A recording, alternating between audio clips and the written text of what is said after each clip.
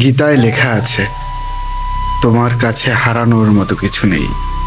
তোমার কাছে হারানোর মতো কিছু নেই, কারণ তোমার কাছে আসলেই কিছু নেই। যে শরীরকে তুমি নিজের ভাবছ, একদিন সেই শরীরকেও তোমার ছেড়ে দিতে হবে। যে টাকা, সম্পর্ক, জিনিসকে তুমি আঁকড়ে ধরে বাঁচতে চাইছো, একদিন এটাও সময়ের সাথে বদলে যাবে। তবে ভয় কিসের? হেরে যাওয়ার, হারিয়ে ফেলার, নাকি একা হয়ে যাওয়ার? মানুষ খালি হাতেই এসেছে আর খালি হাতেই যাবে। এজন্য ভয় পেয়ে চলো না।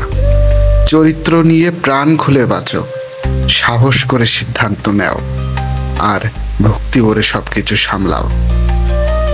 শুভ সকাল। আজ শনিবার 25শে জুলাই 2026 খ্রিস্টাব্দ, 10ই শ্রাবণ 1433 বঙ্গাব্দ।